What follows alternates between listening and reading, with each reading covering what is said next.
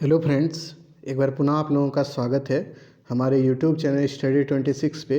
और आज जो BA first semester, BCom, BSc, ये तीनों ही फर्स्ट सेमेस्टर वाले जो भी बच्चे हैं और बिहार के किसी भी यूनिवर्सिटी के हों या फिर जहाँ भी स्वच्छ भारत आपको पढ़ना है, कोई भी यूनिवर्सिटी जो कि न्यू एजुकेशन पॉलिसीज़ के तहत आप जानते हैं कि आपके सिलेबस में स्वच्छ भारत को रखा गया है, तो वो जो भी यूनिवर्सिटी, भारत के किसी भी यूनिवर्सिटी के बच्चे हैं, तो उनके सिलेबस में जो पढ़ना है ना, वो यही है। पूरा एक वीडियो में आपको पूरा करा दे रहे हैं और जितना इम्पॉर्टेंट फैक्ट से लेके कंसेप्ट तक सारी बातें एक वीडियो में आपके सामने होंगी।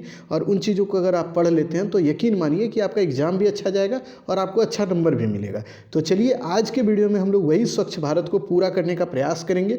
ये एक मैराथन है जिसमें कि हमारा कोशिश होगा कम समय में ज़्यादा चीज़ आपको दे दें और आपके सामने सारी चीज़ें, वो हर चीज़ उपलब्ध हो जो कि आपको पढ़ना है या फिर आपको देखना है या आपके एग्ज़ाम के लिए इम्पॉर्टेंट है। उन चीज़ों को हम लोग करेंगे। इससे संबंधित ऑब्जेक्टिव हमने पहले ही कराया है, उसको 50 ऑब्जेक्टिव, लगभग 100 ऑब्जेक्टिव के आसपास हमने करा दिया है।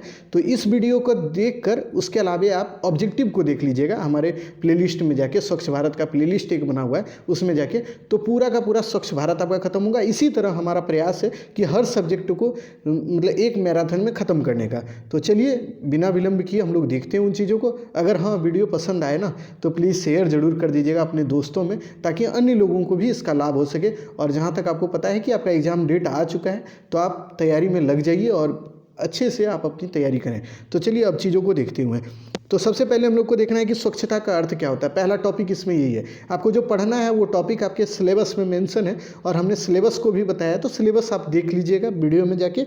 पिछले वीडियो में हमने बता दिया है, उसके ऊपर एक वीडियो बना हुआ है, तो उसमें देख लेंगे कि आखिर आपका सिलेबस क्या है। तो आपको उसमें पढ़ना है, स्वच्छता का मीनिंग पढ़ना है, स्वच्छता की इंपॉर्टेंस को पढ़ना है, फिर भारत सरकार के द्वारा जो स्वच्छ अभियान चलाया गया उसको पढ़ना है, फिर आपको देखना है उसमें महात्मा गांधी के विचार क्या हैं वो, फिर आपको इसी में पढ़ना है कि स्वच्छता अभियान जो ग्रामीण क्षेत्र में चला उसको, फिर शहरी क्षेत्र में उसको देखना है और उससे संबंधित अन्य चीज़ों को देखना है। तो चलिए, नागरिकों की दायित्व क्या होती है स्वच्छता को लेकर, इन चीज़ों को देखना है। तो चलिए, पूरा का पूरा सिलेबस एक बार में ख़त्म, आपको कहीं दौड़ने की आवश्यकता नहीं होगी स्वच्छता भारत अभियान को लेकर। ये जो आपका स्वच्छ भारत जो आपका टॉपिक है, इसको लेकर। तो चलिए देखिए, स्वच्छता का मतलब होता है ना कि प्रत्येक व्यक्ति, जो हम लोग सब कोई हैं, हम लोगों की ये एक आवश्यकता है कि हम लोग स्वच्छ रहें, यानी साफ़ सुथरा रहें। स्वच्छता मतलब होता है साफ़ सुथरा, यानी कि आप खुद को साफ़ रखना।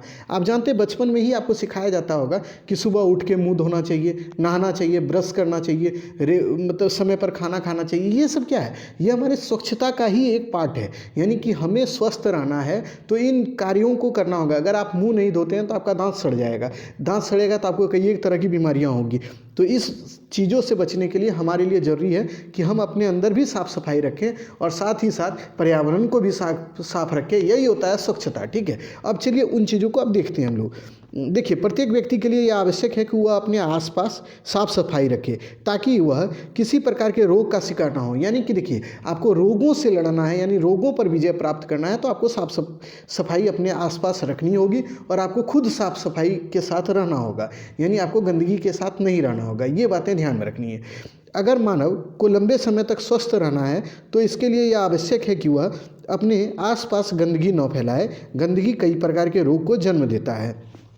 इससे ये समझ में आया कि अगर आपको अधिक समय तक रहना है, यानी आपके शरीर को, मतलब आपको ज़्यादा दिनों तक जीवित रहना है, तो ये आवश्यक है कि हमें साफ़ सफाई रखनी चाहिए, अपने इन्वायरमेंट को साफ़ करना चाहिए, अपने आस पड़ोस को साफ़ रखना चाहिए। देखिए, आपको इस तरह समझना है। देखिए, सारी चीज़ों को आप ना प्रैक्टिकली समझिएगा, इसको थ्योरेटिकली नहीं समझना है, क्योंकि ये टॉपिक ही है प्रैक्टिकल, ठीक है। इसमें प्रैक्टिकली आप देखते होंगे हमारे देश के प्रधानमंत्री जो हैं, वो क्या करते हैं कि साफ़ सफाई लगाते हैं। और कई एक नेता, किसी का मंसूबा ये होता है कि फ़ोटो खिंचवाना हो और किसी का मंसूबा ये है कि भारत को साफ रखना है। तो लेकिन मंसूबा सबों का अपना अपना है, तो इस पे हम लोग को जाना नहीं है कि कौन क्या कर रहा है नहीं कर रहा है। हम लोग एक एज ए स्टूडेंट हमको ये समझना है कि साफ़ सफाई हमारे लिए बहुत इंपॉर्टेंट है और हमको इस कार्य को करना होगा, ठीक है। तो इस बात को ध्यान में रखना है। और ये इसलिए भी ज़रूरी है क्योंकि हमको अत्यधिक दिनों तक जीवित रहना है, तो हमें अपना साफ़ सफाई पर ध्यान देना ही होगा। तो इस बात को आप एकदम विशेष रूप से ध्यान में रखिएगा।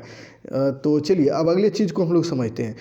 देखिए स्वच्छता आखिर क्यों ज़रूरी है, यानी पहले तो है कि स्वच्छता का अर्थ क्या है। तो स्वच्छता का अर्थ यही हुआ कि हम जो अपने आस पड़ोस में साफ़ सफाई रखते हैं या खुद को हम लोग साफ रखते हैं, तो वही तो है स्वच्छता।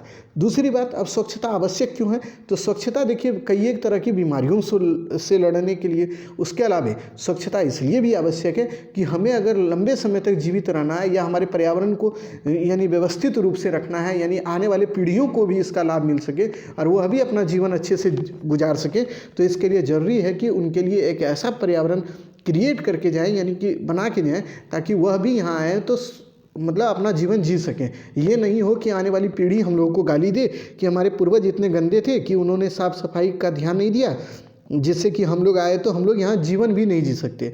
तो हमें ये कोशिश करना है कि आने वाली पीढ़ियाँ जो है वह हमारे यहाँ जब आए तो हमारे बारे में अच्छा बोले, ख़राब ना बोले। तो इस चीज़ को भी ध्यान में रखना है और ख़ुद को भी ध्यान में रखना है कि हमें साफ़ सफाई इसलिए भी ज़रूरी है कि हमें अत्यधिक दिनों तक अगर जीवित रहना है तो साफ़ सफाई की आवश्यकता हमारे जीवन में बहुत ही ज़रूरी है। ठीक है, तो इतनी बातों को ध्यान में रखिएगा। चलिए उन चीज़ों को बताते हैं। प्राचीन काल से ही भारत जो है सोने की चिड़िया के रूप में जाना जाता है। जानते हैं आप, अंग्रेज जब आए तो यहाँ से जो भी धन था इसको लूट के ले गए। तो उसके बाद क्या हुआ, हमारी स्थिति इतनी ख़राब हुई है कि आज भी हमें मतलब IMF से हमारे पास बहुत लोन लेना पड़ा है। तो कई एक तरह की चीज़ें आज हमारे देश में है जो कि आर्थिक स्थिति को मतलब आपके सामने प्रस्तुत करती है कि आप देखेंगे अपने अगल बगल में कि कुछ लोग तो खाना खा लेते हैं दिन रात, लेकिन कुछ लोगों को यह खाना नसीब भी नहीं होता है। ये हमारी कहीं ना कहीं गरीबी का ही एक तरह से सूचक है। तो इस बात को आप जानते हैं। तो भारत में रहने वाले लोग यहाँ की प्रकृति की पूजा करते थे प्राचीन काल में ही। भारत जो है प्राचीन काल से ही प्रकृति की पूजा किया करता था यहाँ के लोग। और उसके बाद वो जो है ना भारतीय लोग अपनी, आप देखिएगा कई एक वैदिक ग्रंथ हैं, कई एक वैदिक जो मंत्र हैं उसमें लिखे गए हैं कि हमें प्रकृति की स्वच्छता पर ध्यान देना चाहिए, इसको अपवित्र नहीं करना चाहिए, यानी अस्वच्छ नहीं करना चाहिए, इसको साफ़ सफाई इस पर ध्यान देना, नदियों में हमने कूड़ा नहीं फेंकना चाहिए। इन सभी चीज़ों के बारे में हमारे वैदिक ग्रंथों में लिखा है, हमारे जो धर्म ग्रंथ हैं उन सभी चीज़ों में लिखा है। यानी भारत की कई एक तरह की धर्म ग्रंथों में इन चीज़ों की चर्चा है। इस बात को ध्यान में रखिएगा।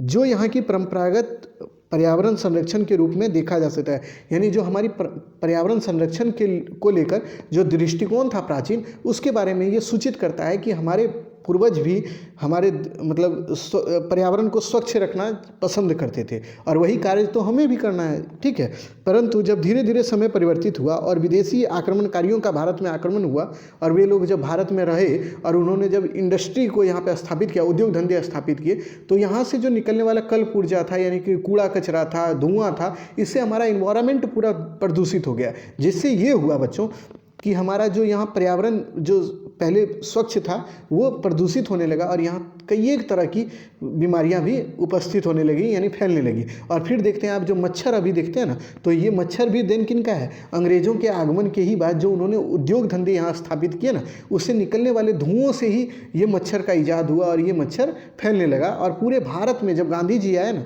तो उन्होंने देखा कि पूरे भारत में अस्वच्छता फैला हुआ है, यानी गंदगी ही गंदगी है। तब उन्होंने अपना गंदगी को लेकर अपना विचार भी दिया था गांधी जी, जो कि हम लोग पढ़ेंगे, जो आपके सिलेबस में है।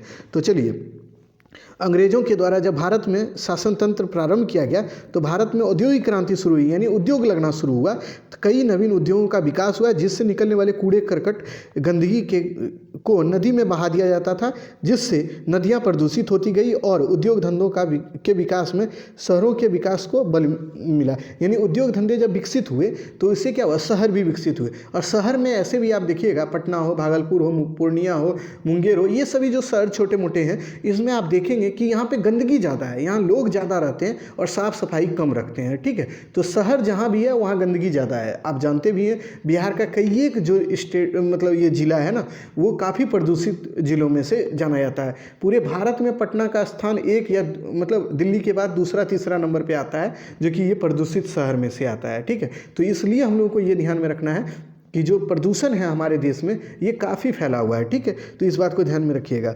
और शहरों के अत्यधिक लोगों का संकेंद्रण बढ़ गया है वहाँ रहने वाले लोगों के कारण यहाँ गंदगी फैला दी। यानी शहर का जब विकास हुआ, जब उद्योग धंधे लगे तो शहरों का विकास हुआ। शहरों के विकास के कारण वहाँ पे अत्यधिक लोग गए। क्यों?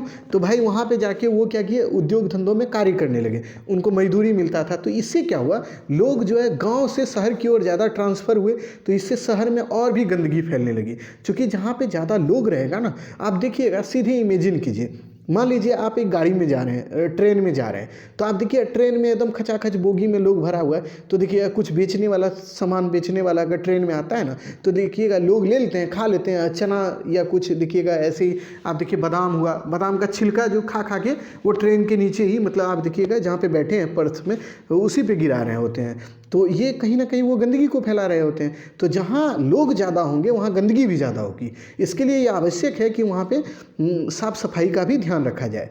तो इन चीज़ों को आप समझिएगा, रिलेट कीजिए आप कॉमन सेंस से अपना, कि जो आप अगल बगल में देखते हैं ना बच्चों, वही चीज़ को लिखना है, ज़्यादा प्रेशर नहीं लेना है। आप इस बात को ध्यान में रखिए कि जितना सिंप्लीफाई करके हम चीज़ों को बता रहे हैं ना, उतना शायद ही लोग बताते हैं। क्यों?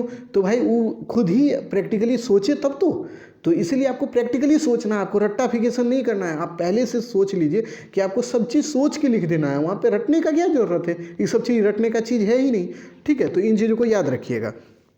अब देखिए, देश में स्वच्छता नहीं है तो इसका क्या कारण है, यानी भारत, अगर गंदगी भारत में है तो इसका क्या वजह है, तो इन चीज़ों को भी अब समझिए। देखिए ये सब कंसेप्ट है, कंसेप्ट को समझिएगा, चीज़ों को समझिएगा तो आपको बड़ा मज़ा आएगा पढ़ने में। ठीक है, तो देखिए पहला है शिक्षा का अभाव। आप जानते हैं कि भारत में शिक्षा का अभाव आज भी है, चाहे किसी भी पार्टी की सरकार हो, तो वो उतना पर्याप्त रूप से व्यवस्था नहीं कर पाई है शिक्षा को लेकर जितना ज़रूरत है। तो इन अभाव के कारण भी बच्चों देखिएगा, ग्रामीण क्षेत्र में लोग अवेयर नहीं है, यानी वो शिक्षित नहीं है। शिक्षित नहीं है तो उनको ये पता नहीं है कि स्वच्छता कितना ज़रूरी है हमारे लिए। तो यह भी एक कहीं ना कहीं अस्वच्छता का कारण है। जैसे जैसे लोग शिक्षित होंगे तो वो खुद भी साफ सफाई का ध्यान रखेंगे। जैसे कि आप देखिए, जो भारत का दक्षिण भारतीय इलाका है ना, यानी दक्षिण भारत का जो क्षेत्र है, इन क्षेत्रों में जानते हैं यहाँ पे लोग बहुत स्वच्छ रहते हैं। एक बार हम बता रहे हैं कि दक्षिण भारत हम गए, ऐसे ही हमारे मित्र भी थे, हम लोग सब उधर भ्रमण करने के लिए गए। तो वहाँ जानते हैं सबसे बड़ी बात क्या लगी, कि एक जो बूढ़े व्यक्ति थे उनके द्वारा कुछ फेंक दिया गया, मतलब जहाँ था, तो वहाँ के जो सभ्य लोग थे, यानी कि जो शिक्षित व्यक्ति हैं, उन्होंने उस चीज़ को खुद ही उठा के उसको डस्टबिन में फेंका।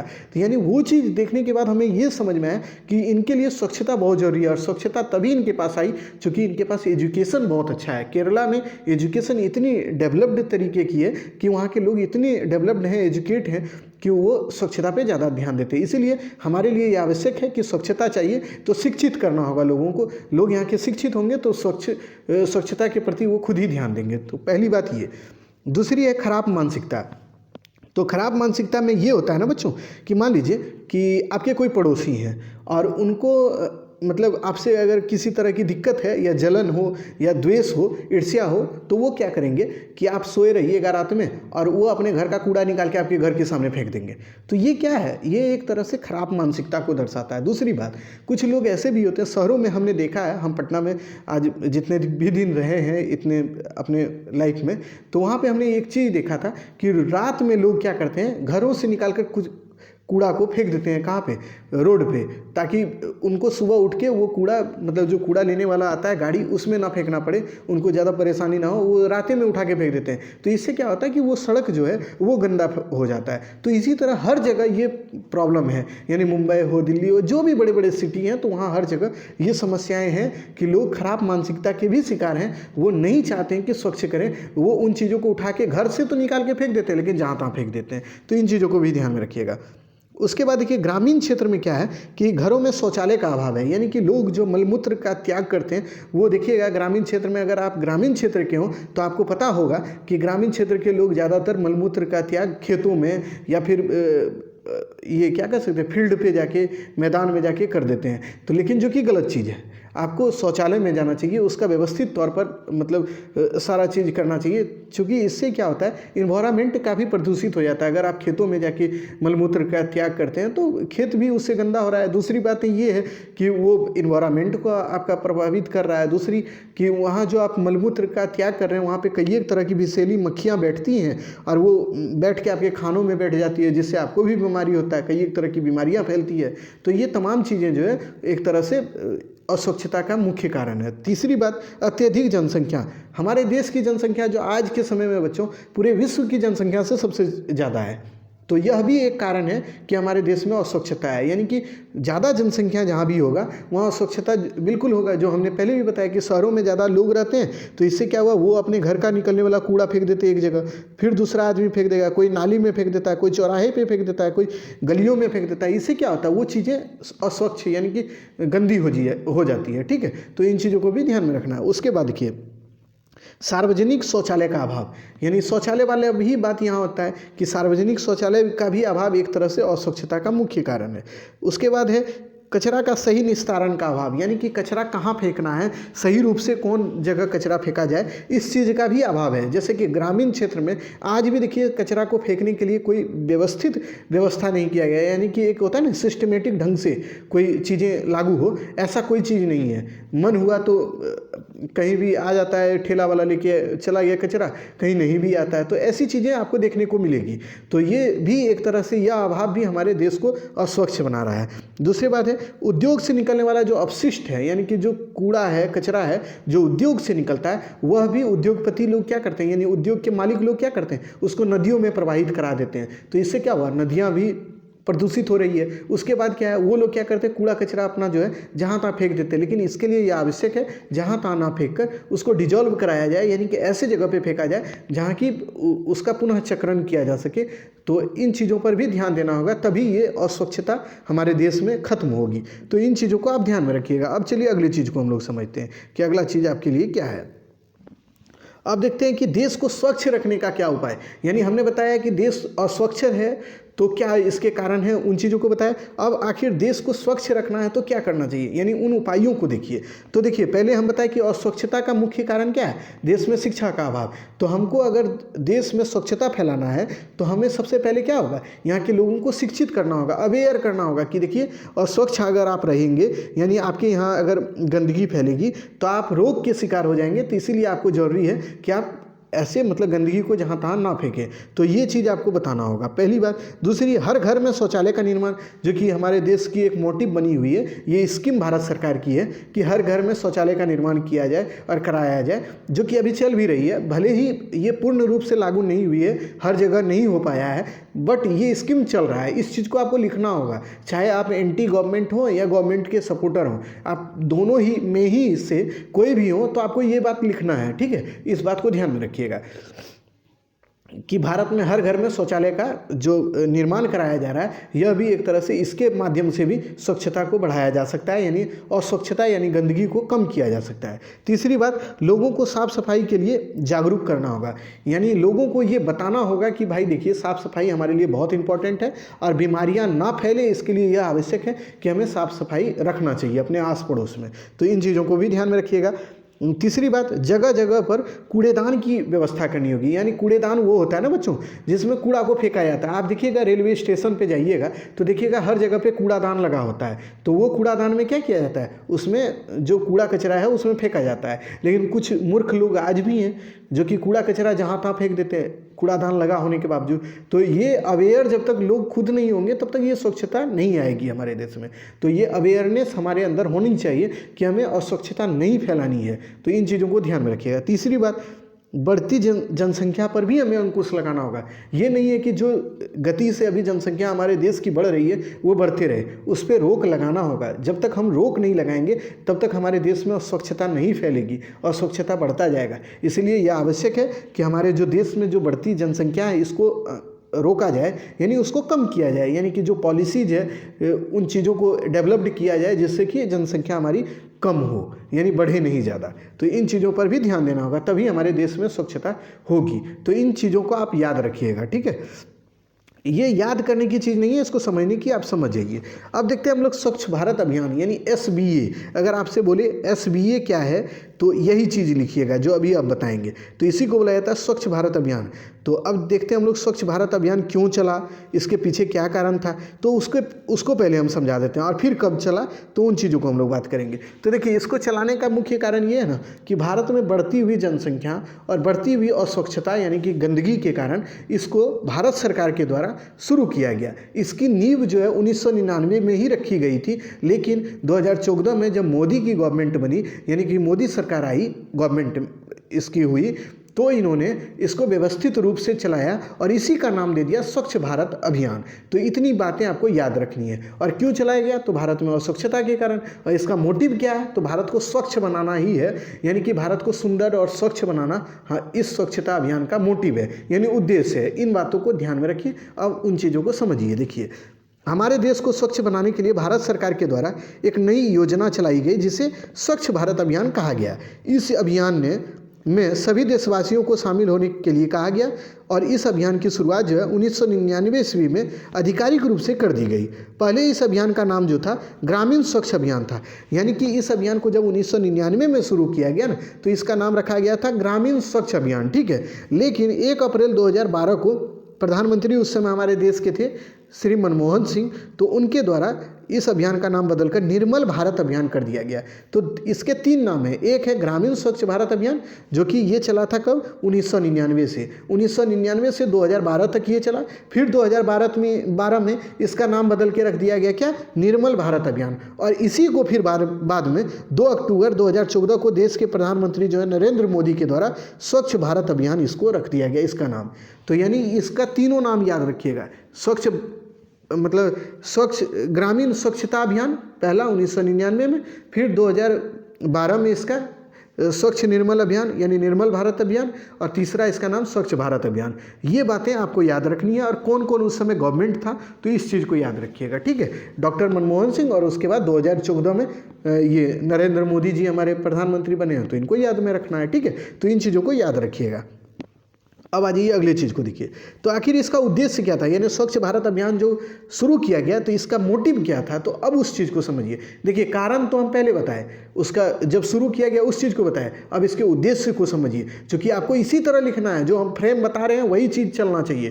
पहले आप कारण बताइएगा तो कारण में वही सब जो हम पहले बताए कि उसका कारण ये गंदगी वगैरह सारा चीज़ लिख दीजिएगा। दूसरा, कब शुरू किया गया उन चीज़ को लिखिएगा। अब इसका उद्देश्य क्या है, तो उद्देश्य में लिखिएगा इस अभियान का प्रमुख उद्देश्य देश का कोना कोना साफ करना, यानी कि पूरे भारत को साफ करना इस अभियान का मुख्य उद्देश्य है, पहला उद्देश्य है। दूसरा, लोगों को बाहर में खुले से शौच करने से रोकना भी, ताकि हजारों बच्चों की जो मौत होती है वो ना हो। यानी लोग जो बाहर में जाके शौच करते हैं, यानी कि मलमूत्र का जो त्याग करते हैं, तो उन चीज़ों से रोकना। क्यों भाई, वो अगर बाहर में करते हैं तो उससे क्या होता है, गंदगी फैलता है। गंदगी से क्या होता है, उसमें मक्खियाँ बैठती है, और मक्खियाँ बैठती है तो वही हमारे भोजन में आके बैठ जाती है। तो इससे क्या होता है, हम कई एक तरह के रोग के शिकार भी हो जाते हैं। आप जानते हैं कई एक तरह की मक्खियाँ ऐसी होती है जो कि मतलब एक जगह से दूसरे जगह तक ट्रांसफ़र यानी बीमारियों को फैलाने का कार्य करती है। तो यह भी एक तरह से मुख्य कारण है स्वच्छता अभियान को शुरू करने का, ताकि जो खुले में शौच किया जाता है उसको रोका जाए।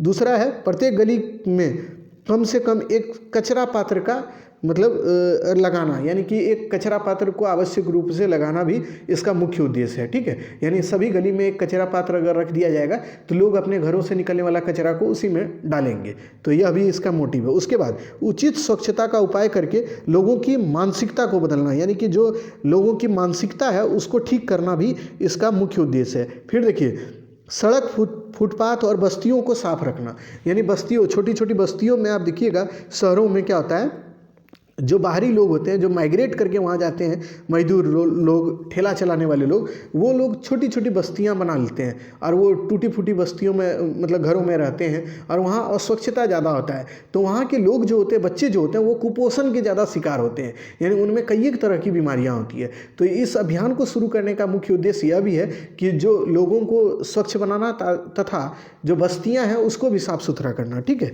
उसके बाद देखिए, इसके साफ़ सफाई के जरिए लोगों में स्वच्छता के प्रति जागरूकता को फैलाना भी इस अभियान का मुख्य उद्देश्य था।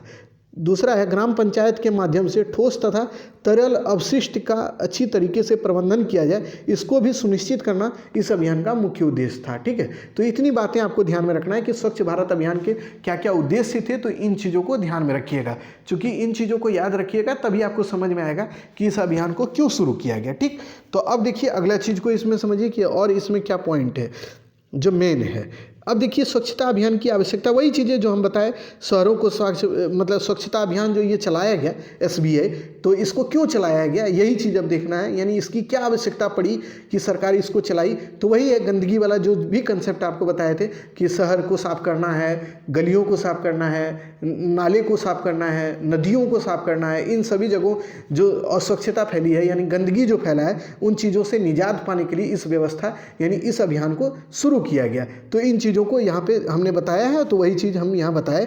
और अन्य बीमारी यानी कि कई एक तरह की जो बीमारियाँ होती है उन बीमारियों से लड़ने के लिए हमको स्वच्छता आवश्यक है हमारे लिए, तो इसलिए इस अभियान को शुरू किया गया है। यही चीज़ को हम इसमें बताए हैं। ठीक है, अब देखिए अगला चीज़ को कि भारत जो मतलब जब आप देखिएगा महात्मा गांधी जब भारत आए दक्षिण अफ्रीका से, तो उनके द्वारा स्वच्छता को लेकर कुछ दर्शन दिए गए। तो अब उन चीज़ को देखते हैं हम लोग। क्या आपसे पूछा जाएगा कि गांधीयन फिलॉसफी ऑफ क्लीनिनेस यानी कि स्वच्छता को लेकर गांधी जी के दर्शन क्या हैं, तो आपको यही चीज़ लिखना है जो अभी हम बता रहे हैं। ठीक है, इससे संबंधित एक छोटा वीडियो हम बता देंगे कि कौन कौन मेन क्वेश्चन है, तो उन क्वेश्चन को आप देख लीजिएगा, तो बाकी चीज़ों को आप पढ़ लीजिएगा। तो यही पूरा वीडियो और एक क्वेश्चन वाला वीडियो हम जो सब्जेक्टिव है उसको करा देंगे, तो आपका जो मेन क्वेश्चन है ना तो सारा का सारा बन जाएगा यही पूरा वीडियो देखने के बाद। और इसका PDF हम अभी तुरंत डालने वाले हैं आपके टेलीग्राम पे, तो आप एकदम निश्चिंत हो जाइए। और अगर टेलीग्राम से जुड़े नहीं हैं तो जुड़ जाइए, पूरा PDF में आपका पूरा स्वच्छ भारत अभियान का PDF आपके टेलीग्राम पर आपको मिल जाएगा। चलिए अब देखते हैं। जब देखिए महात्मा गांधी दक्षिण अफ्रीका में थे, तो वहाँ से 9 जनवरी, याद रखिएगा 9 जनवरी 1915 ईस्वी को भारत आए। ठीक है, 1915 को। तो वो जो भारत आए ना, तो उनके राजनीतिक गुरु थे गोपाल कृष्ण गोखले। तो वो गांधी को बोले कि देखो गांधी, तुम यहाँ के राजनीति यानी पॉलिटिकल उथी में मतलब पॉलिटिकल चीज़ों पर ध्यान देने से पहले यहाँ पूरा भारत का दौरा करो। यहाँ इस दौर में तुम 1 साल तक पूरे भारत को खुली आंख से देखो। ये कौन बोले? तो महात्मा गांधी के पॉलिटिकल जो उनके गुरु थे, यानी कि वो अपना पॉलिटिकल राजनीतिक गुरु मानते हैं उनको, गोपाल कृष्ण गोखले को। तो वो गांधी को ये सजेशन दिए कि भाई गांधी देखो, तुम पूरे भारत का एक बार दौरा कर लो 1 साल, उसके बाद तुम कोई राजनीतिक विचार यहाँ पे देना या अपना राजनीति में प्रवेश करना, भारत की राजनीति में। तो गांधी बोले अच्छा ठीक है। तो पूरे भारत का ये दौरा करने लगे। ठीक है, अब ये घूमने लगे 1 साल, यानी 1915 से 1916 तक ये पूरे भारत को घूमे, यानी दक्षिण भारत, उत्तर भारत, सब जगह घूमे, बिहार, सब जगह ये गए। ठीक है, ये ट्रेन के माध्यम से। तो इन्होंने क्या देखा जानते हैं? पूरा ट्रेन जो है ना वो पूरा एकदम कचड़े से भरा हुआ है, यानी कि वो गंदगी सब जगह ट्रेन में फैला हुआ है। स्टेशन पे गंदगी है, लोग जो गांव में रह रहे हैं वह भी एकदम गंदे रह रहे हैं, वो अपने आस पड़ोस में ही गंदगी फैला के रख रहे हैं। तो ये सब चीज़ जब देखे ना तो गांधी बड़ा एकदम अद्वेलित हो गए, यानी कि उसको बोलते हैं ना, हिल गए कि भाई इतनी अस्वच्छता है हमारे देश में। जबकि हम विदेश गए तो विदेश में तो अस्वच्छता इतनी है नहीं, वहाँ लोग बहुत साफ़ सुथरा रहते हैं, और भारत के लोग इतने गंदे रहते हैं। तो उनके दिल में आया कि भाई कुछ मतलब स्वच्छता को लेकर लोगों को बताया जाए। जब वो अभियान अपना शुरू किए भारत में, जो कि जब उनका मूवमेंट शुरू होता है, आप देखिएगा राजनीतिक जीवन उनका जब शुरू होता है भारतीय ये जो स्वतंत्रता अभियान में, तब इन्होंने लोगों को यह भी बताया कि अपने आस पड़ोस में आप साफ़ सफाई रखिए।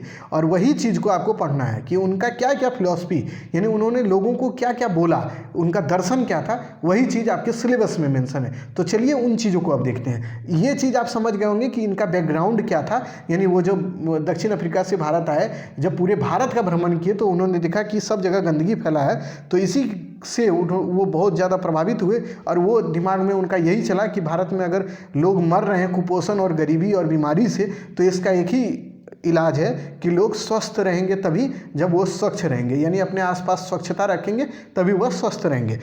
तो ये उनके मतलब जब उनके द्वारा रचनात्मक कार्य शुरू किए गए ना, यानी जो अभियान उनका शुरू किया गया मतलब भारत में, तो उसमें इन्होंने स्वच्छता को भी जोड़ा और लोगों को स्वच्छता के भी संदेश दिए। यानी अपने अभियान में उन्होंने अंग्रेज़ों के विरोध में तो चीज़ें लोगों को बताई ही, इसके अलावा लोगों को यह भी बताया कि आप अपने आसपास में सफाई भी रखिए।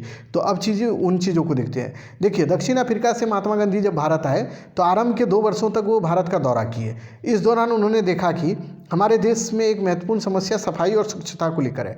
यानी हमारा देश पूरा एकदम अस्वच्छ है, यानी गंदगी से भरा पड़ा है। वो चीज़ देखिए, उसके बाद वह जहाँ भी गए तो वहाँ उन्हें मतलब अस्वच्छता ही नज़र आया। ये गलत हो गया है, अस्वच्छता ही नज़र आया। उन्होंने यह महसूस किया कि देश में अस्वच्छता का मुख्य कारण शिक्षा ही नहीं बल्कि यहाँ के लोगों की मानसिकता भी है, जिसके लिए गांधी जी ने अपने रचनात्मक कार्य जब प्रारंभ किया तो उसमें उन्होंने स्वच्छता को लेकर लोगों को चीज़ें बताई और उनको अवेयर करना प्रारंभ किया। अब देखते हैं गांधी जी का क्या है स्वच्छता को लेकर विचार। तो यही चीज़ है आपका इम्पोर्टेंट। ये पूरा बैकग्राउंड आप लिखिएगा, बैकग्राउंड के बाद इन चीज़ों को लिखिएगा, ठीक है। पहला विचार है उनका, गांधी जी ने कहा कि स्कूल और उच्च शिक्षा के माध्यम से जो आप स्कूल में बच्चे पढ़ते हैं या जो हायर एजुकेशन यानी उच्च शिक्षा ले रहे हैं, उनके पाठ्यक्रम में यानी उनके जो सिलेबस है उसमें स्वच्छता को लेकर चीज़ें शामिल की जाए और उनको बताया जाए कि भाई आपके लिए स्वच्छता कितनी इम्पोर्टेंट है और क्यों ज़रूरी है। तो ये सिलेबस में उन्होंने शामिल करने के लिए कहा। उसके बाद गांधी जी ने रेलवे के तीसरे डब्बे में बैठकर संपूर्ण देश का जब दौरा किया यानी यात्रा किया तो उन्होंने भारतीय रेलवे के तीसरे श्रेणी में उन्होंने देखा कि यहाँ गंदगी बहुत ज़्यादा फैली हुई है। उन्होंने समाचार पत्रों के माध्यम से इस पर ध्यान आकृष्ट करने का कार्य किया। यानी आपको पता है कि महात्मा गांधी के द्वारा कई एक तरह की समाचार पत्र पत्रिकाएं का भी प्रकाशन किया जाता था, जो कि गांधी जी जब पढ़ाएंगे तो वहाँ याद कीजिएगा उसको। तो उन्होंने उन पत्र पत्रिकाओं में भी इन चीज़ों का जिक्र किया कि देखिए हमारे रेलवे में जो हमारा देश में रेलवे चल रहा है इसमें कई एक तरह की गंदगी फैली हुई है, हर जगह गंदगी है। तो इसको साफ़ सफाई सरकार का ये दायित्व है कि वो साफ़ सफाई का कार्य करे। और उस समय हमारे यहाँ कौन था, तो अंग्रेज़ों का शासन था, तो उन्होंने अंग्रेज़ों पर व्यंग भी कसा। तो ये भी उनके एक विचार थे।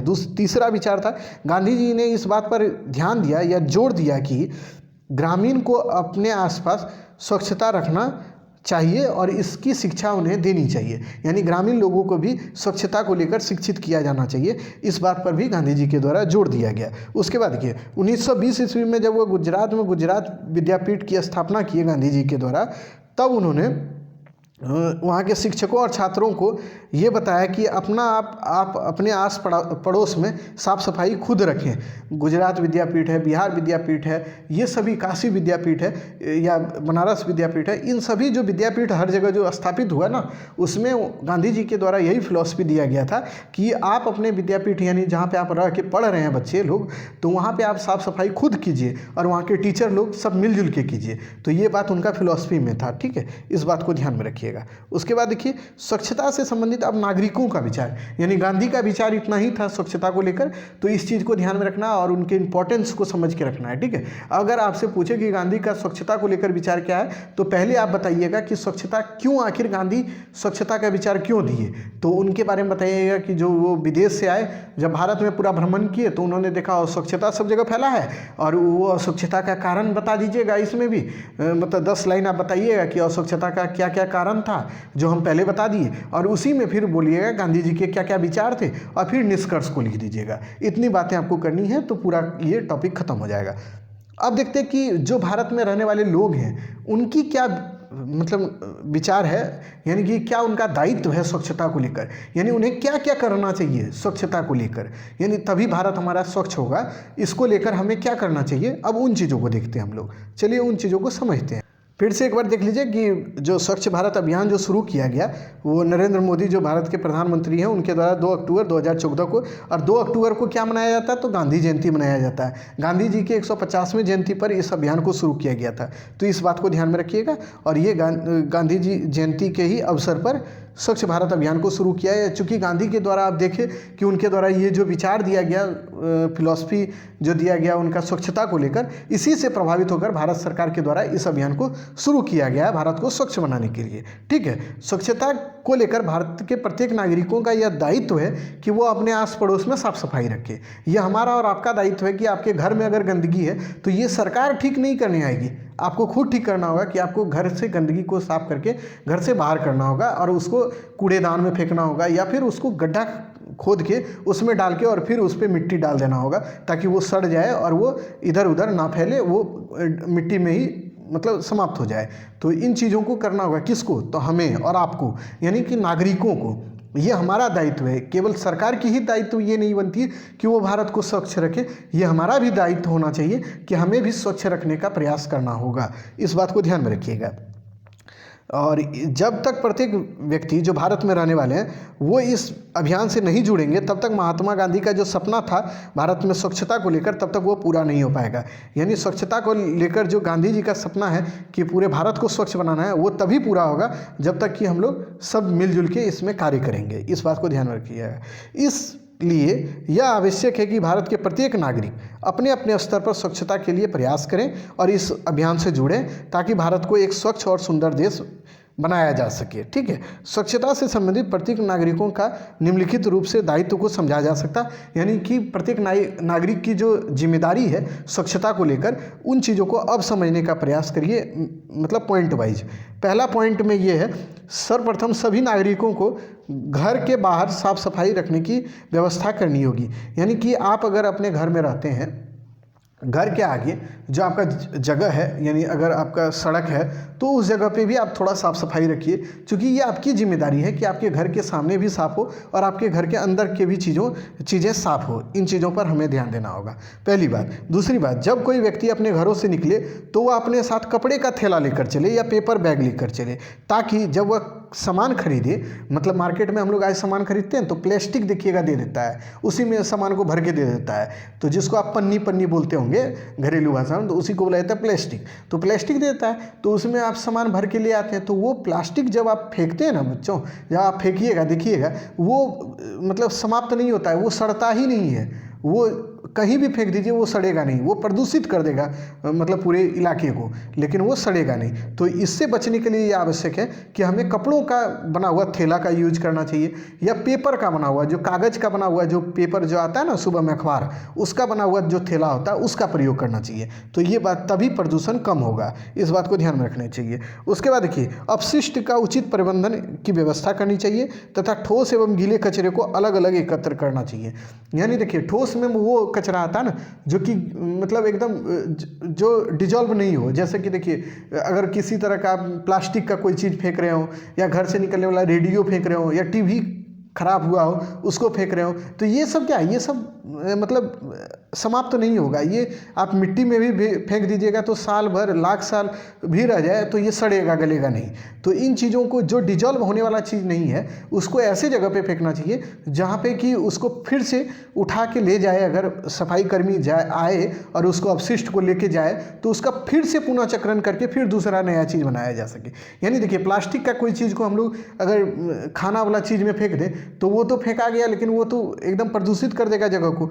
लेकिन अगर उसको हम लोग ऐसे जगह पे फेंकें जहाँ से कि उसको फिर से प्लास्टिक का कोई, मान लीजिए कि वो कप है तो उसको फेंके और वो ख़राब था, कप टूटा हुआ था, तो अगर उसको प्लास्टिक वाली जगह पे फेंके, यानी ठोस अपशिष्ट में फेंके, तो उसको क्या होगा कि कूड़ा कचरा वाला खरीद के लेके जाता है, कबाड़ी में बेच देगा, और वही कबाड़ी से जाके कारखाना में चल जाता है और वहाँ से फिर से उस कप को बना के भेज दिया जाता है। तो इससे क्या होगा, इसका यूज फिर से हो पाएगा, यानी उस चीज़ पे लागत ज़्यादा नहीं लगानी होगी, कम लागत में चीज़ें आपको मिलेगी। तो ये भी ध्यान में रखना चाहिए कि ठोस कहाँ फेंकना है और गीला कहाँ फेंकना है। गीला में होता है जैसे कि घर से निकलने वाला अनाज उनाज, जैसे खाना खाए उसमें कुछ दाल चावल कुछ बच गया उसको फेंके, तो ये सब क्या है जानते हैं, इस सब को अगर आप ज़मीन में के नीचे डाल दीजिएगा और उसके ऊपर बालू डाल दीजिएगा या मिट्टी डाल दीजिएगा तो ये सड़ जाएगा। तो ये हानिकारक ज़्यादा नहीं है, इसीलिए इसको जहाँ तहाँ ना फेंक कर इसको ऐसे जगह पे फेंका जाता है ताकि वो खाद के रूप में वो फिर से प्रयोग किया जा सके उसका।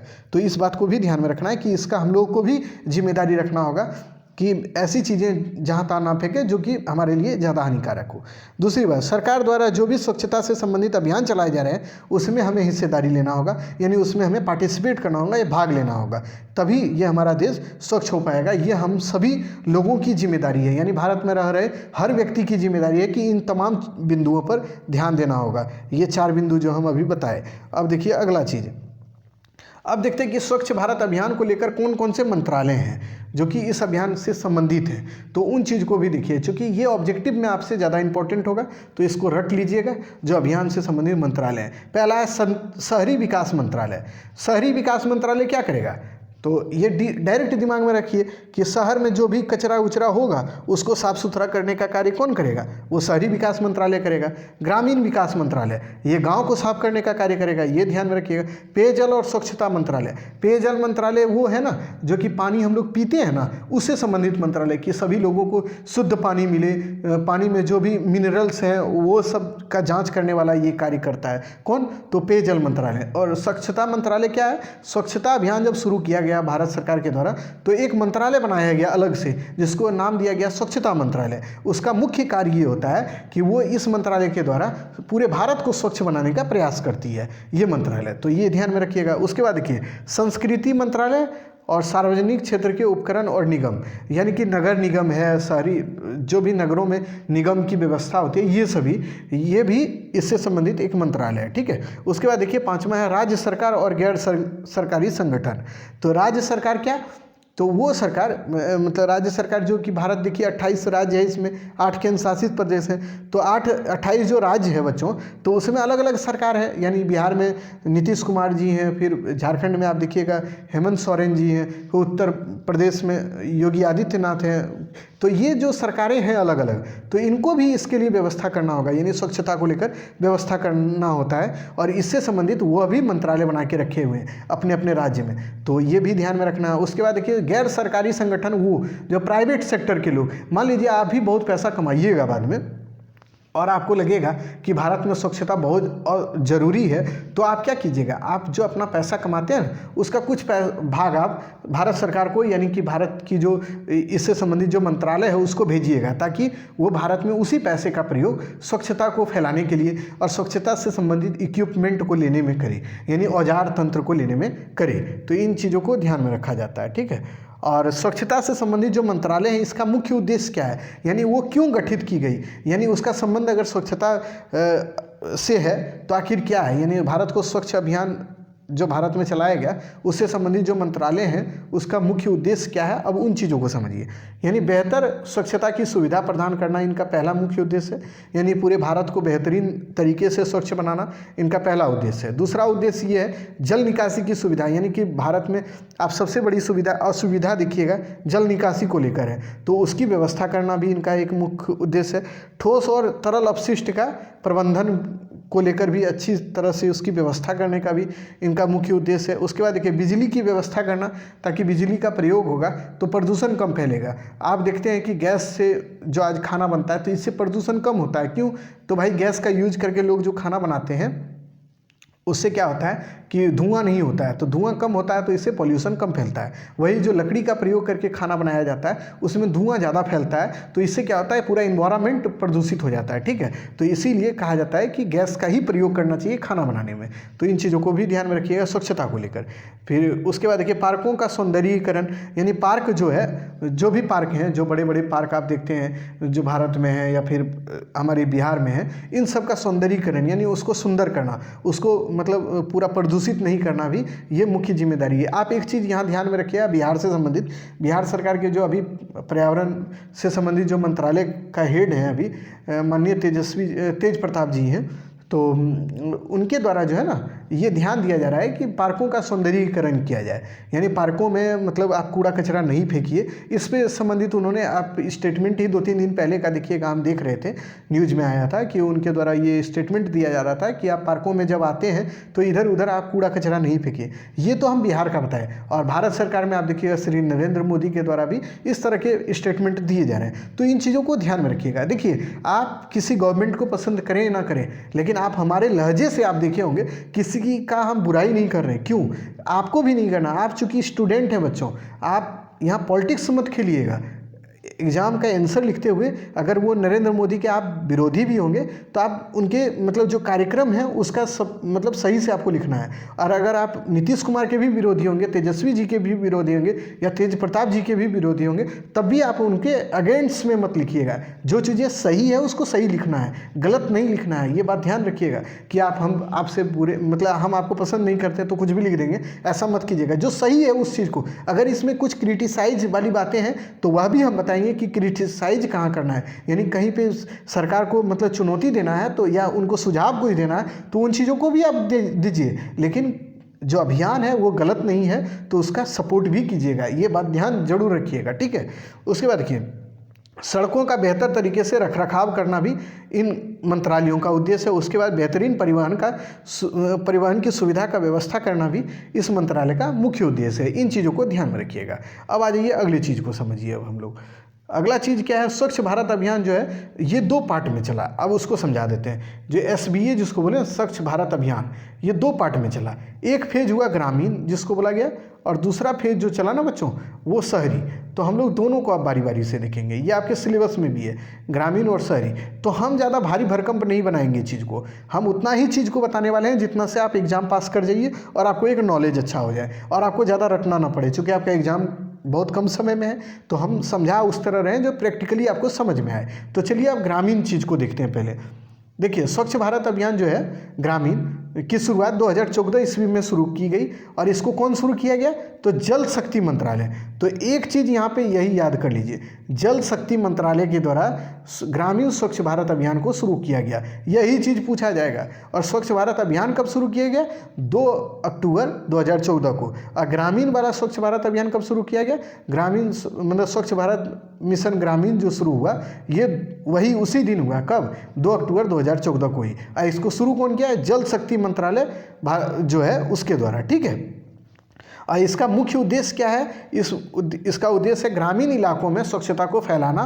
यानी ग्रामीण में जो खुले में लोग शौच करते हैं माफ़ कीजिएगा, तो उससे लोगों को निजात करना। यानी कि देखिए, ग्रामीण क्षेत्र में आप ज़्यादातर अगर गांव से रिलेटेड होंगे, यानी आप अगर गांव जाते आते होंगे तो आपको पता होगा कि ग्रामीण क्षेत्र में आप जब जाइएगा तो वहाँ के लोग जो है ना खुले में शौच ज़्यादा करते हैं, यानी मलमूत्र का त्याग करते हैं। तो ये चीज़ से रोकना, यानी लोगों को अवेयर करना कि आप खुले में शौच मत कीजिए, अगर अपने आस पड़ोस को गंदा मत कीजिए। इसके लिए यह आवश्यक था कि वहाँ पर शौचालय का निर्माण कराया जाए। और भारत सरकार के द्वारा यही शौचालय का निर्माण करने का कार्य किया गया। तो ये जो भारत सरकार के द्वारा जो ये अभियान चलाया गया, स्वच्छ भारत अभियान जो है, इसका जो 2 चरण में चला, ठीक है। तो इसको पहले रुकिए 1 मिनट। तो इसका पहला चरण जो था ना बच्चों, उसका मुख्य उद्देश्य था 10 करोड़ व्यक्तियों के घर में शौचालय का निर्माण कराना। यानी जो भी ग्रामीण लोग हैं, यानी जो गांव में लोग रहते हैं, उनके यहाँ लगभग 10 करोड़, यानी भारत की आबादी कितनी है कुल, तो ये लगभग अभी 130 करोड़ की जनसंख्या है भारत में। तो इसमें 10 करोड़ लोगों को उस समय था ये 2014 में कि वो सभी के घर में शौचालय का निर्माण कराया जाए। इसका मुख्य मोटिव था इस अभियान का, जो ग्रामीण क्षेत्र में चलाया गया। तो जिसके परिणाम स्वरूप सरकार के द्वारा एक बड़ी राशि, यानी उसको कह सकते हैं कि बहुत बड़ी धन राशि सरकार द्वारा खर्च की गई इस पे, ठीक है। और ये 10 करोड़ से ज़्यादा लगभग अब जो डाटा आता है उसमें बताया जाता है कि 15 करोड़ के आसपास घरों में शौचालय का निर्माण कराया गया सरकार के द्वारा।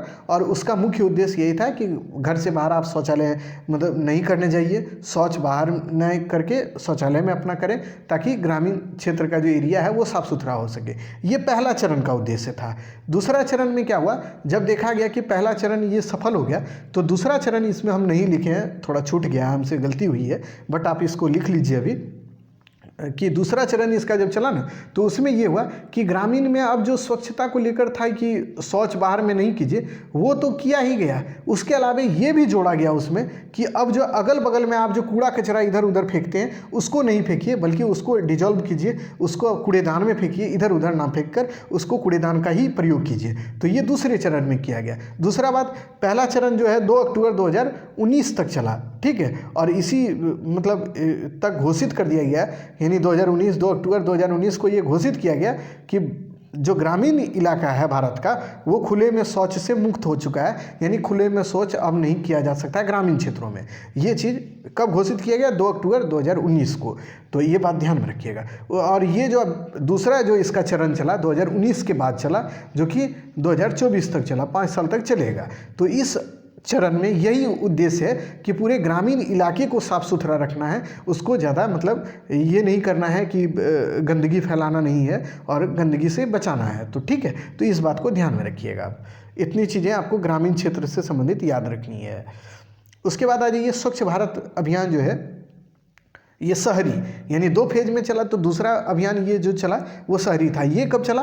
तो 2 अक्टूबर 2014 को ही जो स्वच्छ भारत अभियान शुरू किया गया, इसी को 2 फेज में चलाया गया, एक ग्रामीण एक शहरी। तो ग्रामीण वाला हम बता दिए कि उसका मुख्य उद्देश्य था कि बाहर में जो लोग शौचालय वगैरह करते हैं उसको रोकना और शौचालय का घरों में निर्माण कराना, ये सब था उसका मुख्य उद्देश्य। और मतलब शौच जो बाहर में लोग करते थे उससे रोकना।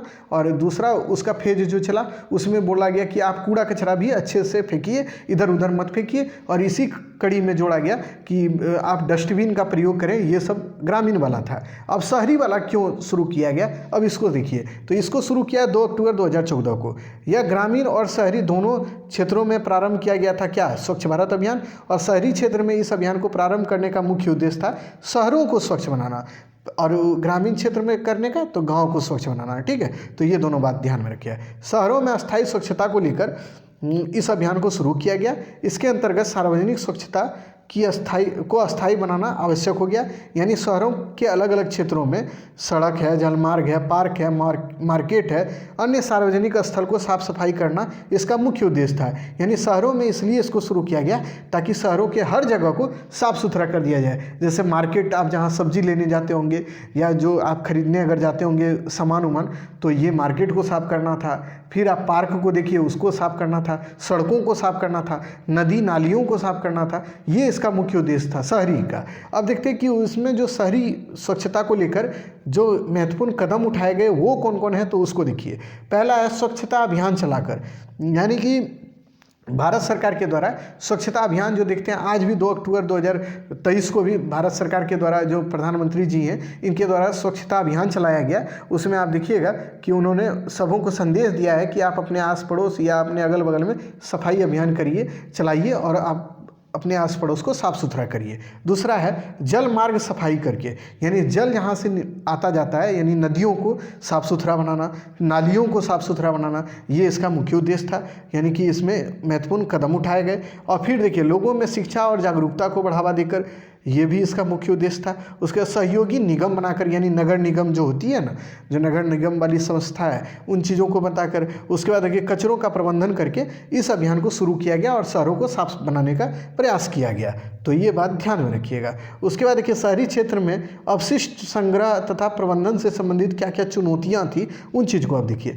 अपशिष्ट मतलब होता है कूड़ा कचरा, उसको प्रबंधन और संग्रहण का मतलब होता है ना, जहाँ पे उसको इकट्ठा किया जाए और प्रबंधन की उसको कैसे फिर फेंका जाए, यानी एक जगह से दूसरी जगह कैसे उसको हटा के ले जाया जाए, इसके लिए भी प्रयास भारत सरकार के द्वारा किया गया। जब इस अभियान को शुरू किया गया था बच्चों, तो उस समय सरकार के पास इतनी टेक्नोलॉजी या व्यवस्थाएँ नहीं थी। बाद में टेक्नोलॉजी का भी प्रयोग किया गया, कई एक तरह के सफाई यंत्र का निर्माण किया गया। आप देखिएगा नदियों को साफ करने के लिए कुछ सफाई यंत्र ऐसे हुए जो स्वचालित थे, यानी कि उसको नदियों में लगा दिया जाता था और वो नाव के रूप में वो चलता था और पूरे नदियों को साफ करता है। ये आज भी चलता है भारत में, बड़ी बड़ी नदियों में आप देखिएगा इसको लगाया जाता है। तो ऐसे मॉडर्न सफाई के उपकरण मतलब बनाए गए या दिए गए स्वच्छता जो अभियान से जुड़े हुए कर्मी हैं, स्वच्छता कर्मी हैं उनको, ताकि वो पूरे शहर को साफ कर सके। तो इस बात को ध्यान में रखिएगा। फिर देखिएगा स्वच्छता अभियान को लेकर जो कुछ इक्विपमेंट यानी कि उसको बोलते हैं ना औजार उपकरण जो दिए गए, उनमें कुछ होता है जैसे झाड़ू रखते हैं वो लोग, फिर आप देखिए कुदाल वगैरह रखते हैं, फिर आप देखिएगा एक होता है हाथ से ठेल के ले जाने वाला एक ठेला होता है, उसको रखते हैं वो लोग स्वच्छता कर्मी लोग, ताकि गंदगी को उठाकर एक जगह से दूसरी जगह फेंक सके। फिर देखिएगा स्वच्छता से संबंधित कई एक तरह की गाड़ियाँ भारत सरकार द्वारा दी गई है ताकि हर शहर में कई मतलब बहुत संख्या में गाड़ियाँ दी गई है ताकि वो गाड़ियों में सभी कूड़ा को ले और एक जगह से उठा के दूसरी जगह फेंके। जैसे जेसीबी दी जाती है, ट्रक वगैरह दिया जाता है, तो ये सभी स्वच्छता को लेकर ही भारत सरकार के द्वारा दी गई है। अब देखिए शहरी क्षेत्र में स्वच्छता संबंधित कुछ चुनौतियाँ भी देखने को मिलती है, तो वो क्या क्या है? तो अपशिष्ट संग्रहण और प्रबंधन की चुनौती, यानी कि अपशिष्ट को कहाँ फेंका जाए और उसको कहाँ पे ले जाके फिर उसको डिजॉल्व किया जाए, इससे संबंधित चुनौती है। फिर देखिए कचरे के प्रबंधन से संबंधित चुनौती है। फिर स्वच्छता से संबंधित शिक्षा संबंधित चुनौती, यानी लोगों को शिक्षित कैसे किया जाए स्वच्छता को लेकर, तो ये चुनौती भी देखने को मिलती है। फिर देखिए जल प्रबंधन संबंधित चुनौती, यानी कि जल को कैसे, यानी कि जो नदियों से निकलने वाला पानी है उसको कहाँ कैसे ले जाया जाए या जाए, उस चीज़ का प्रॉब्लम है। फिर देखिएगा जो नाले हैं वो सब में कूड़ा कचरा ना फैले, तो उसको सही करने का चुनौती है। ये सब चुनौतियाँ स्वच्छता अभियान जब शुरू किया गया शहरी, तो उससे संबंधित था। ठीक है, तो इस बात को ध्यान में रखिएगा आप। अब देखिए स्वच्छता अभियान से संबंधित जो भी चीज़ें अभी तक थी वो खत्म हो गई, मेन चीज़ें। अब देखिए इससे संबंधित जो है मतलब स्वच्छ भारत मिशन जो है, इसको कार्यान्वयन यानी कि इसको शुरू करने में कौन कौन सी चुनौतियां पाई गई और उसका समाधान कैसे भारत सरकार द्वारा किया गया, तो उस चीज़ को अब देखिए। तो देखिए स्वच्छ भारत अभियान जब शुरू किया गया भारत सरकार का, तो यह एक महत्वपूर्ण मतलब लक्ष्य था भारत का कि ताकि भारत को स्वच्छ बनाया जाए। लेकिन इस अभियान को जब मतलब शुरुआत किया गया इस अभियान का, तो इसके संबंधित कई एक चुनौतियां भारत सरकार को देखने को मिली। तो वो चुनौतियां आप देखेंगे, तो इसका इंट्रोडक्शन जब लिखिएगा ना, तो अगर ये पूछे कि स्वच्छ भारत अभियान मिशन के कार्यान्वयन के दौरान पाई जाने वाली चुनौतियां, तो यही लिखिएगा इसका इंट्रोडक्शन में कि स्वच्छ भारत अभियान SBAM जिसको बोलते हैं, या मिशन भारत सरकार का एक महत्वपूर्ण गतिविधि है। इस मिशन का मुख्य उद्देश्य भारत को स्वच्छ और सुंदर बनाना है। जब इस अभियान को आरंभ किया गया, तब इस अभियान से संबंधित कई एक तरह की चुनौतियां सामने आई, जो कि कुछ महत्वपूर्ण हैं, तो वो देखिए। अब जनता के बीच जागरूकता की कमी, यानी कि देखिए आज भी लोग अवेयर नहीं है स्वच्छता को लेकर, तो ये चुनौती सबसे पहला देखने को मिला। दूसरा अपशिष्ट के प्रबंधन से संबंधित चुनौती, यानी कि अपशिष्ट यानी कूड़ा कचरा को कहाँ फेंका जाए, इससे संबंधित चुनौती देखने को मिला। फिर शौचालय का अभाव, शहरों में भी शौचालय का अभाव देखने को मिला। फिर देखिए फाइनेंशियल संसाधन की कमी, यानी कि जो इसके पीछे जो खर्च होगा, भारत सरकार जो खर्च करती है, यानी पैसा जो खर्च करती है, तो उससे संबंधित भी चुनौतियां, यानी कि वह भी कम था, तो उससे संबंधित चुनौतियां देखने को मिला। फिर देखिए सामग्री की कमी, यानी कि जो स्वच्छ भारत को बनाया जाएगा उसके लिए पहले सामग्री भी कम था। जैसे कि जो स्वच्छता कर्मी होंगे, यानी स्वच्छ भारत अभियान से जुड़े हुए कर्मी जो जिनका नियुक्ति भारत सरकार के द्वारा कराया गया, तो वो लोग कैसे इसको साफ़ सुथरा करेंगे, तो इससे संबंधित भी चुनौती देखने को मिली। उसके बाद देखिए जनसंख्या की लगातार बढ़ती वृद्धि, यानी जनसंख्या जो हमारे देश की लगातार बढ़ रही है, यह भी एक तरह से हमारे देश में अस्वच्छता की एक चुनौती बन गई। तो ये सभी चुनौतियाँ थी जो पहले भी हम बताए और अभी भी बता दिए एक फेज में एक तरह से। अब देखिए इसके समाधान के लिए भारत सरकार के द्वारा क्या क्या प्रयास किए गए। तो पहले है कि वित्तीय संसाधनों में वृद्धि की गई, यानी भारत सरकार का जो हर साल का जो बजट निकलता है या राज्य सरकार का, तो उसमें देखिए भारत सरकार का बजट में ये चर्चा होता है कि मान लीजिए कि कितना करोड़ रुपया हमको देना है स्वच्छता को लेकर, तो ये चीज़ बढ़ाया गया। भारत सरकार को इसको अलग से जोड़ना पड़ा, किस में, हमारे बजट में। तो इस बात को ध्यान में रखिएगा। फिर देखिए जन भागीदारी को बढ़ाने के लिए भी कहा गया कि आप लोग इसमें अधिक से अधिक मतलब प्रयास करें कि अपना समर्थन दें या साथ दें, ताकि इस स्वच्छता अभियान को आसानी से चलाया जा सके। उसके बाद सामग्री का व्यवस्थित आपूर्ति, यानी सामग्री जो प्रयोग होगा, यानी जो ठेले का प्रयोग किया जाता है जिससे कचरा को उठा के एक जगह से दूसरी जगह ले जाया जाता है, या गाड़ी है या जेसीबी है या कुदाल है या फिर जो झाड़ू है, ये सब का, तो ये सब का भी उचित प्रबंधन किया गया, भारत सरकार के द्वारा कराया गया, ताकि स्वच्छता भारत में बनी रहे। उसके बाद तकनीक एवं प्रौद्योगिकी का उपयोग, यानी तकनीक मतलब टेक्नोलॉजी और इन सभी चीज़ों का प्रयोग करने का भी प्रयास किया गया। तो इसमें जो है देखिएगा सभी जगह अस्वच्छता फैलाने वालों के लिए भी निगरानी रखी गई कि कौन कौन लोग अस्वच्छता फैलाया जाता है। बड़े बड़े शहरों में आज भी भारत में कि अस्वच्छता फैलाने वाले लोगों से पेनाल्टी ली जाती है, यानी अगर आप कहीं पे जहाँ तहाँ कूड़ा कचरा फेंकिएगा ना, तो वहाँ CCTV कैमरा लगा होता है हर जगह, हर चौराहे पे, हर सड़कों पर भी। तो उससे क्या होता है, वो सारा रिकॉर्ड हो जाता है और वहाँ पे पुलिस आ जाती है और आपको पकड़ लेगी और पकड़ के आपसे 500 या 1000 का जुर्माना डाल देगी आपके ऊपर। तब तो आप सीखिएगा कि हमको अस्वच्छता मतलब नहीं फैलाना है, यानी स्वच्छ रखना है अपने वातावरण को। तो यह भी किया गया सरकार के द्वारा। फिर देखिए सरकारी जो बजट निकलता है उसमें हर साल स्वच्छता को लेकर कुछ ना कुछ पैसे मतलब दिए जाते हैं ताकि स्वच्छता संबंधित खर्च किया जाए स्वच्छता अभियान पर, ठीक है। कॉर्पोरेट संवेदना, यानी कॉर्पोरेट ये हुआ ना कि जो भी कुछ कंपनियां हैं उस सब के द्वारा भी भारत सरकार को ये कुछ सहायता प्रदान की जाती है ताकि वो स्वच्छता अभियान को सुचारू रूप से चला सके। उसके बाद देखिए बहुमुखी वित्तीय संसाधन, यानी कि कुछ ऐसे भी लोग हैं जो भले ही कोई कंपनी के मालिक ना हो, हमारे आपके जैसे भी आम लोग हैं जो कि सरकार को मदद करती है कि आप इसका प्रयोग करिए, मतलब हम आपको कुछ पैसा देते हैं, इसका प्रयोग आप स्वच्छता को लेकर कीजिए, भारत में स्वच्छता अभियान को चलाने को लेकर करिए। तो ये सभी प्रयास जो है भारत सरकार के द्वारा की जा रही है ताकि स्वच्छता अभियान चले और भारत स्वच्छ हो सके और सुंदर हो सके, ताकि यहाँ रहने वाले लोग अत्यधिक दिनों तक जीवित रह सकें और स्वच्छ और सुंदर दिख सकें। तो यही है पूरा का पूरा स्वच्छ भारत अभियान का सिलेबस, और पूरा हमने एक वीडियो में निचोड़ डाल दिया है आपके लिए। भले ही हमारा वीडियो 1 घंटे का है, लेकिन यकीन मानिए 1 घंटा का यह वीडियो अगर आप देख के जाइएगा तो यकीनन आपको बेहतरीन नंबर मिलने वाला है। तो आप इसको पूरा कर लीजिए, देख लीजिए पूरे अच्छे तरीके से, ताकि आपको एक अच्छा नंबर मिल सके और आप अच्छा कर सके अपने एग्जाम में। तो हमारा प्रयास यही रहता है बच्चों। देखिए एक वीडियो बनाने में बहुत समय लगता है और बहुत मेहनत भी, तो आप कोशिश करिए कि अन्य लोगों तक भी इसको शेयर करें, ताकि अन्य लोग जुड़ेंगे हमसे तो हमें भी मोटिवेशन मिलेगा कि हमको और भी कार्य तेज़ी से करना है, तभी हम कर पाएंगे।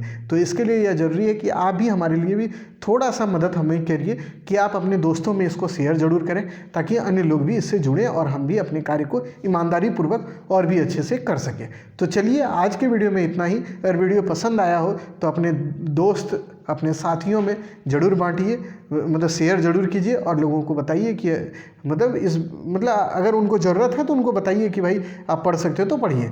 तो इन चीज़ों को आप ज़रूर करेंगे। फिर मिलेंगे अगले वीडियो में, तब तक के लिए धन्यवाद।